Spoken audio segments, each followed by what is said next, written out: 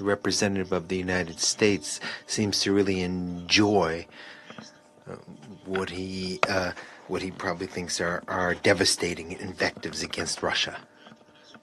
And this time, he even invoked China as an ally, which at a different time he never tires to ostracize on any pretext, which he considers merits that. And yet we are quite grateful to the representative of the United States for a clear demonstration of how a statement of a state that claims to have to be a responsible international actor, what it should not look like, and more specifically, as self-proclaimed coach of all international actors.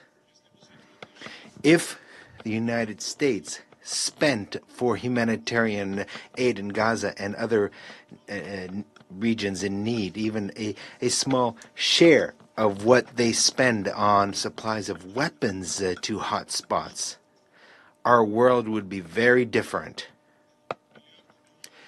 Billions of dollars are spent for weapons to Israel, including $6.5 billion after the 7th of October, and tens of billions for Ukraine. Weapons which caused the death of thousands of Palestinians and Ukrainians. That is the real contribution of Washington. And if we speak of Gaza, the first thing that comes to mind is the completely pathetic project of the sea piers. This is really a masterpiece of kind of showcase architecture, which was basically washed away into the sea. As far as we understand, almost $300 million was spent on that piers. That's approximately the same amount that was declared to be in the form of humanitarian aid to Gaza throughout the whole year, this year, through bilateral channels. But of course, we also recalled containers with assistance that were airdropped, which caused the deaths of tens of Palestinians. All this was done instead of forcing Israel to abide by a ceasefire. Russia does provide humanitarian aid to Palestine through NGOs, through the government, and through the World Food Program. And the Palestinians are well aware of that.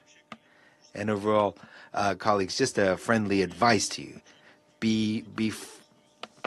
Before giving lessons to everyone, at least pay up your contribution to the United Nations and stop causing a crisis of liquidity, which also hinders the humanitarian efforts of our organization.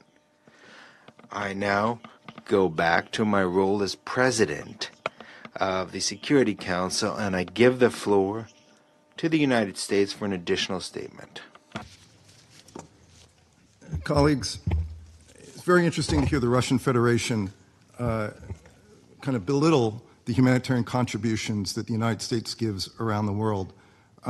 We are one of the leaders, if not the leading single state contributor to humanitarian assistance.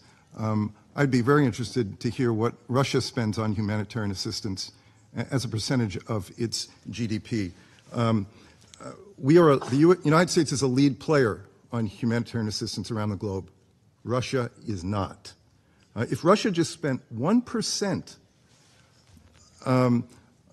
of what it is spending to carry out barbaric atrocities in Ukraine, then it could make a claim that it was doing something to solve humanitarian crises around the world.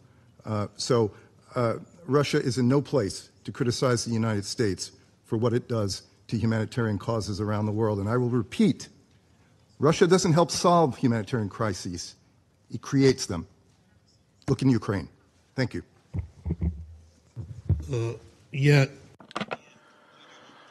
I don't plan to continue this discussion. I'll just say very briefly, as representative of the Russian Federation, I'd like to know what percentage of GDP of the United States is represented by supplies of weapons around the world, which the United States delivers. And I just want to ask a question. I hope it's not a rhetorical one. When will you finally